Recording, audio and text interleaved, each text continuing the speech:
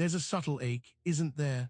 A whisper in the quiet moments that suggests you've never quite found your true home. A persistent feeling of being a stranger in a familiar land, or perhaps a stranger to yourself. This isn't a flaw, nor a mere quirk of personality. It is, in fact, an ancient echo, a signal fire lit by the archetype of the Exile. Think of those figures you instinctively recognize. Oedipus cast out from his own city, forever bound to a doom he could not escape. Or Cain, marked by God, condemned to eternal wandering, his own brother's blood a stain that could never be washed clean. These are not just stories of punishment. They are primal narratives of separation, of being pushed beyond the familiar borders into a space that feels both terrifying and strangely necessary. This theme resonates across cultures and through the ages, a persistent hum beneath the surface of human experience. It's the feeling that something precious has been lost, or perhaps never truly possessed. This deep, often unspoken sense of otherness is not a call to despair, but a doorway. It is the first quiet sign that a profound transformation is not only possible, but perhaps already underway. The question then arises: what does this exile truly signify, and where does this path of alienation ultimately lead? This unshakable feeling of being out of place marks the very beginning of our journey, a prelude to understanding a deeper sense of belonging that transcends the ordinary. But this feeling of displacement is not a random occurrence. It is a deeply felt, almost somatic recognition of a fractured relationship with something essential. It's the soul's quiet alarm, a signal that a vital part of us has been cast out, either by external decree or internal suppression. This absence creates a hollow space, a yearning that words often fail to capture, a discomfort that settles deep into the bones. We see this in the earliest stirrings of human consciousness, in the very first myths. Cain, the first murderer, is also the first wanderer. His sin, a profound rupture between brothers, between man and his creator, is immediately followed by his expulsion from the cultivated land, the fertile garden. He is given a mark, a brand that signifies his otherness, his separation. This brand is not just a symbol of shame, it is a form of protection, a sign that allows him to move through the world apart, yet still recognized. It speaks to a duality, the consequence of transgression and the necessary exile that precedes a new form of existence. It is an inscription of the outcast, a solitary existence carved out by a deed that can never be undone, but must somehow be lived with. And so, we are left contemplating the weight of that mark, the silent burden of being apart. What does this ancient act of branding and banishment tell us about the inner landscape of isolation, and what is the true nature of the wanderer's path? This primal narrative of separation echoes in our modern anxieties, a prelude to understanding a deeper form of psychic upheaval. And real quick, make sure to subscribe and hit the notification bell for more videos. Now let's get started. The fall, it's a word heavy with consequence, isn't it? A descent, an era, a moment when the established order gives way. In the grand tapestry of human myth, these descents are not merely physical plunges. They are profound psychic exiles, moments where consciousness is torn from its moorings, cast adrift into an unfamiliar realm. Consider the expulsion from Eden. It wasn't just leaving a garden. It was the fall from a state of primordial innocence, a severance from direct communion with the divine. This act plunged humanity into a world of toil, of separation, of the knowledge of good and evil, a complex and often painful awareness that forever altered the human experience. This is the germ of psychic exile, the first shattering of an unbroken unity. Or think of Icarus flying too close to the sun. His ambition, his reaching for what was beyond his grasp, led to a tragic fall. This is a metaphor for overreach, for pushing the boundaries of our given reality, only to find ourselves broken and cast down.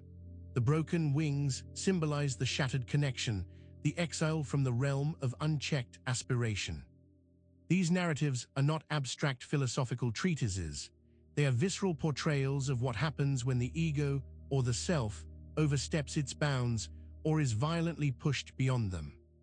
This fall is the primal experience of exile, an involuntary separation from a previous state of being, a plunge into the unknown that defines much of our inner struggle. And so, the question lingers. What does this universal theme of falling signify for our own inner lives, and how does this psychic exile shape our journey? The echoes of these ancient descents continue to resonate, suggesting that our own struggles are part of a much larger cosmic pattern of separation and rediscovery. The divine child, a figure of immense potential, of pure, unblemished being. Yet, even this nascent divinity seems destined for a form of exile, a descent from a state of pristine wholeness. This isn't a story of corruption, but of a necessary separation, a plunging into the messiness of existence.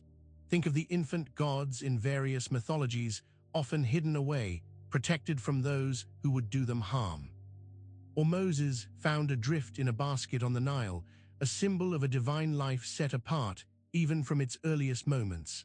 This protection, this setting apart, is a subtle form of exile. It is a recognition that the pure essence cannot yet exist fully in the world, and must first undergo a process of incubation, of separation. This descent into the world, this entry into suffering and limitation, is a critical stage. It is the divine child being plunged into the crucible of human experience, where true growth and individuation must occur. Without this fall, without this exile from the pure, untainted state, the divine essence would remain inert, unrealized. The journey of the divine child is a mirror to our own innate potential. We too begin in a state of a kind of purity, only to be gradually exposed to the complexities and challenges of life. This exposure, this separation from our initial, unformed state, is the beginning of our own profound exile, a necessary shedding of innocence that allows for the emergence of the mature self. This innate trajectory of the divine child, from unblemished potential to earthly trial, begs a deeper question. What essential truths about our own development are embedded in this mythic archetype of separation and experience? The path of the divine child is not merely a story, but a template for our own arduous, yet ultimately revealing journey of becoming. Oedipus. The name itself is heavy with foreboding, a testament to a fate woven into the very fabric of existence. His story is perhaps the most potent symbol of exile, not just as a physical banishment, but as an inescapable confrontation with a truth that resides within. The oracle's pronouncements are not external judgments, but deeply ingrained directives revealing the exiled self. He seeks to flee his destiny, to escape the horrific prophecies spoken by the gods. Yet every step he takes to avoid his fate, every attempt to remain within the bounds of the known, only propels him further into the terrifying embrace of his exiled reality. His quest for knowledge becomes the very instrument of his undoing, his sight blinded by the very truth he uncovers. This is the essence of the Oracle of Exile. It speaks of an inner landscape that mirrors the outer world. The pronouncements are not mere predictions of external events, but profound truths about the soul's condition. Oedipus's crime, his unwitting transgression, is a manifestation of a deeper flaw, a darkness he carries within him, a truth that has been exiled from his conscious awareness. His exile from Thebes is not merely a punishment handed down by a wrathful king or vengeful gods. It is the inevitable expiation of a deep inner reality that can no longer be contained within the familiar structures of his life. He is cast out, not simply because he killed his father and married his mother, but because the truth of that act was exiled from his knowing and had to be painfully reclaimed. And so, we are compelled to ask, what are the oracles lurking within our own lives, and how do they manifest as calls to an unavoidable exile from a false sense of self? The tragedy of Oedipus is a stark reminder that our deepest truths, when exiled, often return with devastating, yet ultimately transformative, force. Parsifal, the pure fool, the untainted seeker, his journey is not one of intellect or preordained knowledge, but of a profound state of not knowing. He arrives at the very threshold of understanding, not by grasping for answers, but by embodying an innocent openness. This is the exile from certainty, a space where true insight can germinate. He encounters the suffering king, the desolate land, and the sacred grail, yet his initial lack of comprehension is precisely what allows him to move forward. He doesn't possess the conceptual framework to understand the suffering, nor the rigid dogma to judge what he sees. He is, in a sense, exiled from the sophistication of worldly knowledge, a state that grants him access to a deeper, more intuitive wisdom. This threshold of not knowing is a sacred space. It is where the ego's desperate need for definition and control is suspended. Parsifal's innocence is his exile from the usual patterns of human interaction and understanding. He does not bring preconceived notions to the situation, and therefore he is free to receive what is being offered, even if he cannot yet articulate its meaning. His journey is a testament to the power of radical openness. When we shed the armor of our certainties, when we embrace the vulnerability of not knowing, we stand at a potent threshold. It is from this space of suspended judgment, this voluntary exile from knowing, that genuine transformation and healing can emerge for ourselves and for the world around us. And so we must ask ourselves, are we willing to stand at this sacred threshold of not knowing, and what mysteries lie waiting beyond our preconception? The legend of Parsifal invites us to consider the profound gifts that emerge from embracing an innocent, even exiled, state of unknowing. Kierkegaard's dread. It's a visceral feeling, isn't it? A cold knot in the stomach, a tremor that hints at something vast and undefined. This is the anxiety of becoming, the profound dread that accompanies the soul's hesitant step onto the precipice of its own potential. It is an exile from the safety of the known self. He spoke of dizziness of freedom, that vertiginous moment when the infinite possibilities of choice confront us. We are not passive beings, we are active creators of our own reality. But this freedom, this immense power to shape our existence, is terrifying. It means leaving behind the comfortable, predictable structures of our current identity, stepping out of the familiar room into an unknown expanse. This dread is the signal that we are on the verge of a significant transformation, a movement towards a more authentic self. It is the soul's subconscious recognition that the current form is too small, too constricting, and that a new, more expansive being is waiting to emerge. This is the psychic exile from our former selves, a necessary shedding of skin. The dread of becoming is not a sign of weakness or illness. It is a testament to the soul's inherent impulse towards growth, towards a deeper realization of its own nature. It is the necessary prelude to true individuation, the moment when we must confront the vastness of our own freedom and responsibility and choose who we are to become. Therefore, we are left contemplating the source and significance of this existential dread. What essential truth about our freedom and potential is being revealed in this unsettling experience? Kierkegaard's profound insight into the dread of becoming points to a deeper exile, the painful, yet vital, separation from a self that no longer serves our ascent, the shadow city. A place whispered about in hushed tones, a metropolis built not of brick and mortar, but of forgotten aspirations and repressed desires. This is the domain of Saturn, the ancient god of time, limitation, and often of fear. It is a city steeped in the melancholic beauty of what has been left behind. Within its walls reside the specters of unfulfilled potential, the echoes of dreams abandoned, and the heavy weight of responsibility deferred. This city is a manifestation of our collective and individual shadow selves, the parts of us that we have exiled out of fear or a perceived inability to integrate them into our conscious lives.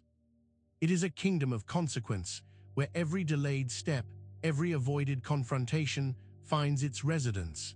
Here, the archetypal lessons of Saturn are learned in their most stark and relentless forms. The immutable laws of cause and effect, the inevitability of time's passage, and the profound seriousness of existence are not abstract concepts, but the very air one breathes. It is a place where the exiled aspects of ourselves must eventually be confronted and reckoned with. The Shadow City is not a place of pure punishment, however. It is also a vast archive, a repository of wisdom gained through hardship. It is from these shadowed districts that the richest insights into our own limitations and strengths can be unearthed. To acknowledge and explore this city is to begin the arduous process of integrating what has been cast out. And so the question remains, what vital lessons are held within this hidden metropolis, and how does confronting the Shadow City lead us out of exile? The realm of Saturn beckons us to descend, to acknowledge the exiled parts of ourselves, and to learn from the stark, profound truths that can only be found in the deepest shadows. The inferior function, a term we might encounter in the cool, analytical language of Jungian psychology, yet it speaks to a profound, deeply felt sense of inadequacy. It is the part of our personality that feels clumsy, undeveloped, a constant source of friction and discomfort. This is the soul's exiled shadow, residing just beyond the reach of our conscious control. Each personality type, it is said, has a dominant function, a clear strength that guides their interaction with the world. But there is also a shadow, a repressed counterpart, the inferior function. It operates like a ghost in the machine, often tripping us up at the most inopportune moments, revealing our vulnerabilities and insecurities with brutal honesty. This is where we feel most awkward, most out of sync. Where our attempts to express ourselves fall flat, or where we are most easily provoked. It's the weak point in our armor, the place where the world's challenges can most easily penetrate. This ongoing struggle with our inferior function is a prime example of an inner exile, a territory we often desperately try to avoid. However, this exile is not meant to be permanent. The inferior function, while a source of suffering, is also a potent gateway to growth. It represents the very aspect of ourselves that requires the most attention, the most integration. To deny it, to keep it exiled, is to remain incomplete, perpetually hampered by its unseen influence.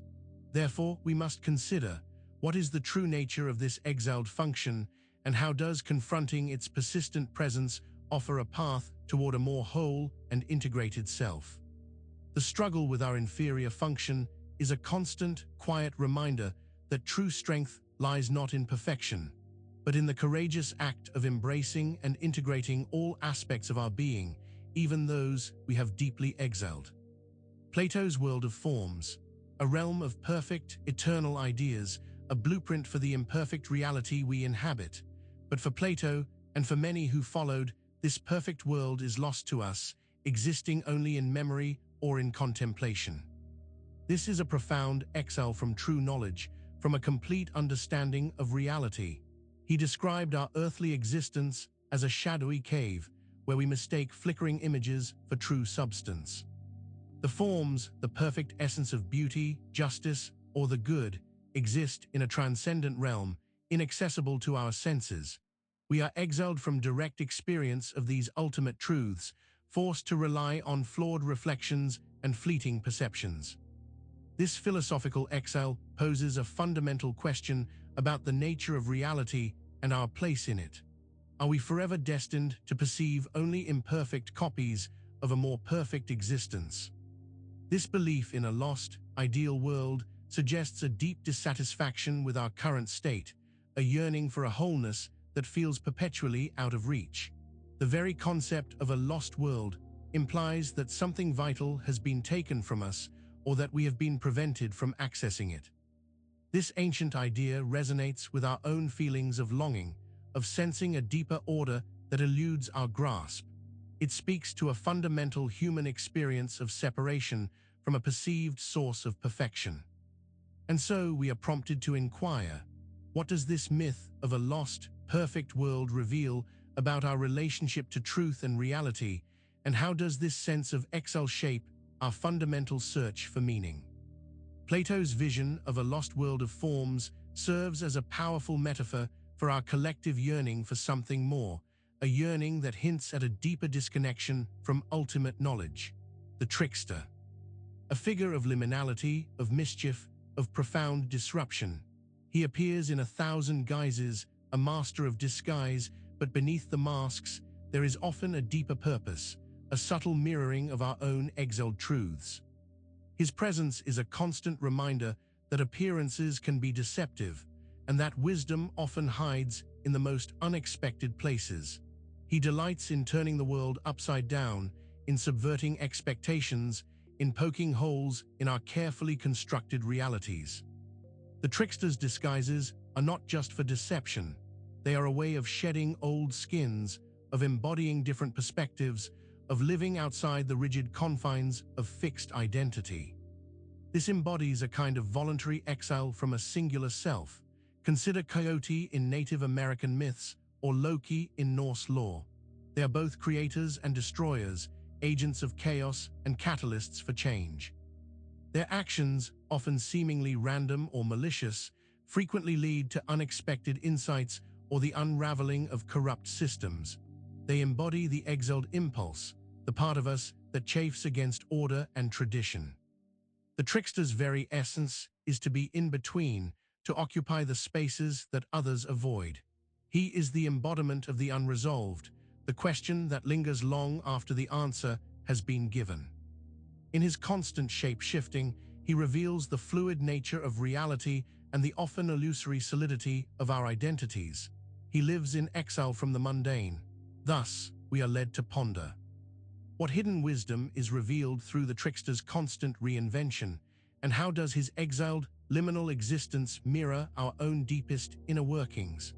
The pervasive presence of the trickster across cultures suggests a universal recognition of the inherent dynamism and unpredictability of existence, and the exiled parts of ourselves that embody this chaos. The mirror without returning, a chilling image, isn't it? The idea of gazing into something that shows you yourself, but offers no escape, no path back to what you were. This is the terrifying finality of certain exiles, where self-recognition becomes a trap from which there is no reprieve. Imagine standing before such a mirror. You see your reflection, undeniably yourself, but the image is fixed, immutable. There is no subtle shift, no softening of the gaze, no hint of a future self. You are simply confronted with the unvarnished reality of your current state, a reality that you have been exiled from truly seeing until this very moment. This is the exile that seals one's fate, not through external punishment, but through an internal, irreversible understanding. It is the moment when the exiled aspect of the self is revealed in such stark detail, and with such finality that the possibility of returning to the previous state of ignorance is extinguished. This encounter with the mirror without returning is not necessarily about damnation, but about profound, unalterable truth. It is the recognition that certain thresholds, once crossed, cannot be uncrossed. The exiled self, once fully illuminated, can no longer be conveniently pushed aside or forgotten. It is now a permanent feature of the landscape. Therefore, we must ask ourselves, what truths about ourselves are so absolute, so unyielding, that they create such a profound and irreversible exile? The chilling vision of the mirror, without returning, speaks to the soul's journey toward absolute self-knowledge, a path where some exiles are not about punishment, but the ultimate, inescapable unveiling of what has always been. Dreams, they arrive in the quiet hours, unbidden, often nonsensical, yet they carry a weight, a resonance that we can't ignore. These are not random firings of neurons. They are the voices of our exiled prophets, speaking in the forgotten language of the unconscious. In the waking world, we often construct elaborate defenses, building walls around our deepest fears and desires. These parts of ourselves, these raw truths, are exiled from our conscious awareness, relegated to the realm of the subconscious. But they do not disappear. They gather in the fertile darkness of sleep, seeking an audience. The dream figures, the bizarre landscapes, the seemingly illogical narratives, these are the parables of our exiled selves. The prophet in the dream might be a terrifying beast, a wise elder with an incomprehensible message, or a lost child crying out for attention.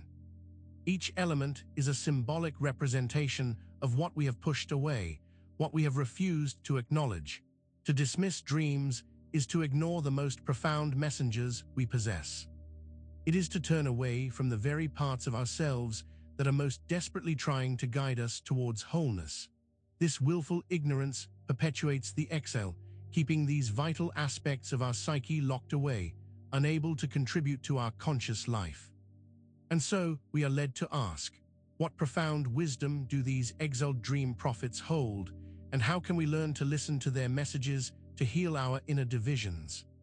The nightly visitation of our dreams is not a passive experience, but an active invitation to reclaim what has been exiled, to integrate the prophetic voices that speak from the depths of our being, the sacred gate that is never opened. It exists in myth, in scripture, in the hushed reverence of ancient temples. It is a symbol of ultimate access, of entry into a realm of profound meaning or divine presence. Yet, its inviolability speaks to a fundamental paradox. Its sacredness lies precisely in its inaccessibility, in its perpetual state of exile from the profane. This gate represents that which is held as most holy, most pure, and therefore most protected from contamination. It is the entrance to a transcendent understanding, a direct experience of the divine, or a state of perfect being. But human beings, in their current state of imperfection, are often deemed unworthy to pass. The fact that it remains shut, unbreached, speaks to a collective longing, a yearning for what lies beyond. It is a constant reminder of a promised land, a perfect state that remains tantalizingly out of reach. This eternal closure signifies an ongoing exile from ultimate fulfillment, a perpetually deferred union. However, this impassable gate also holds a profound teaching. Its very existence, its unyielding nature, suggests that access is not through force or simple desire, but through a radical transformation of the self. It hints at a different kind of passage, one that requires an inner unlocking rather than an external breach.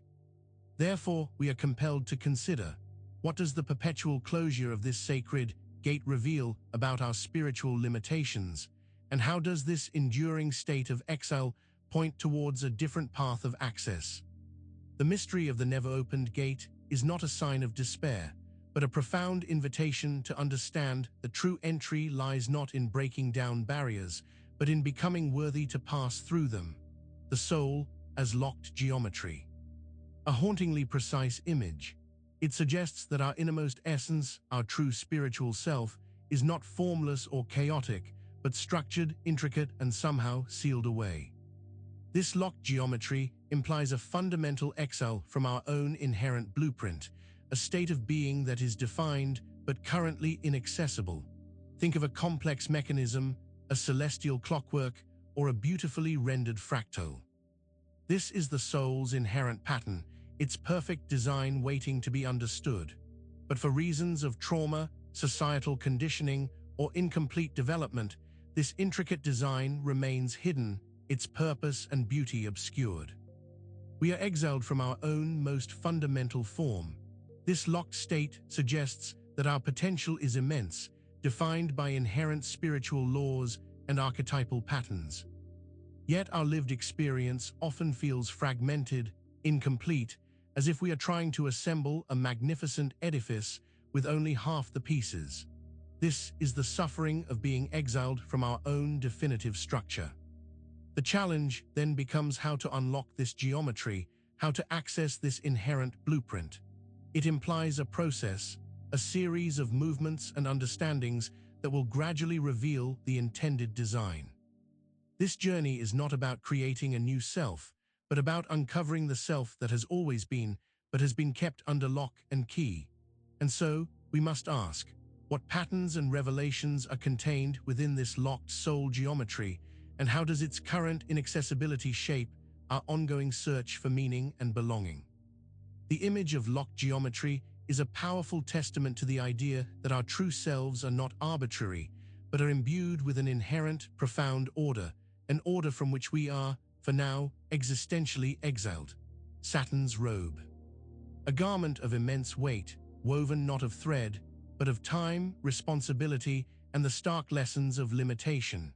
To don this robe is to accept the profound gravity of existence, to acknowledge the structures that bind us, and to embrace the discipline that leads to true wisdom. This is the exiled self stepping into its destined mantle of maturity. The color is somber, the fabric feels ancient, and it carries the chill of stark reality. It is the cloak of the Saturnian archetype, representing the father principle, the lawgiver, the one who necessitates structure and imposes boundaries. It is the embodiment of consequence, of the slow, often arduous, unfolding of life's most profound truths. Wearing this robe signifies the acceptance of what cannot be changed, the acknowledgement of our human limitations, and the willingness to bear the heavy, yet ultimately strengthening, burden of responsibility. It is an exile from the carefree innocence of youth, a necessary shedding of the lighter garments of irresponsibility. This is not a garment of despair, but of sober authority. It is the symbol of the self that has confronted its shadow, acknowledged its exile from easy answers, and embraced the enduring power of discipline and integrity. It is the cloaked self, at last ready to face the world with the quiet strength of earned wisdom.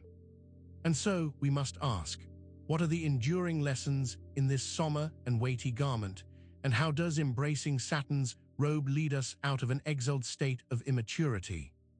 The acceptance of Saturn's mantle is the ultimate act of self-recognition, marking the transition of the exiled soul into a state of profound, integrated maturity and purpose.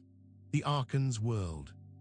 A concept from Gnosticism describing a realm of illusion, of false gods and enslaving powers that seek to keep humanity chained to ignorance. This is the ultimate illusion, the ultimate exile from true knowledge, perpetuated by forces that wish to keep the divine spark imprisoned. These archons, these rulers of the material realm, create a cosmic prison.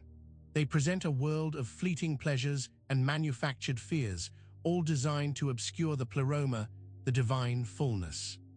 They are the architects of our spiritual exile, ensuring that we remain captivated by the shadows, oblivious to the light that lies within. The Gnostic flicker, then, is the spark of divine awareness that momentarily breaks through the Archon's dominion. It is a brief, intense moment of recognition, a glimpse of the true nature of reality and the inherent divinity within ourselves.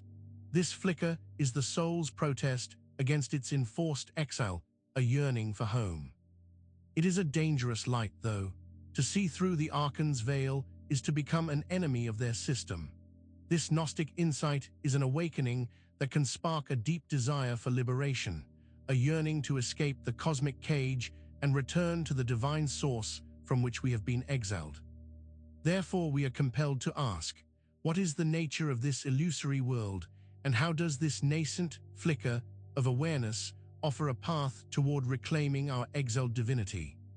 The Gnostic struggle against the Archons is a profound metaphor for our own battle against limiting beliefs and societal illusions, a fight to reclaim the exiled truth of our own inherent divinity. Becoming the axis outside time, this is the ultimate destination, the sublimation of all former exiles. It is not about escaping time, but about transcending its linear tyranny. To be the axis is to be the still point, the center around which all temporal movement revolves, yet unmoved by its flow. This is the integration of all disparate parts, the reconciliation of all past traumas and future anxieties into a singular, enduring present. The exile from the present moment, the constant dwelling in the past, or the anxious projection into the future, is the primary temporal exile we experience. To become the axis is to inhabit a state of eternal now, where past, present, and future coalesce into a single, unified experience. It is the realization of the self, an unshakable core of being that exists beyond the relentless march of cosmic seconds. This is the final homecoming, the ultimate transcendence of all exile. This state is not one of detachment or oblivion, but of profound presence and awakened consciousness. It is to understand that time itself is a construct, a tool for experiencing the unfolding of existence, but not its fundamental reality. The axis is the timeless truth that underpins all temporal expression. And so, we are led to consider, what does it mean to exist as this unmoving center, and how does reaching this point represent the ultimate resolution of our deep-seated need for belonging? To become the axis outside time is to finally shed the garments of all former exiles, to embody a state of perfect integration and unassailable presence within the grand unfolding of all that is. Now make sure to subscribe for more videos and hit that notification bell so you never miss a new video. We'll see you in the next one.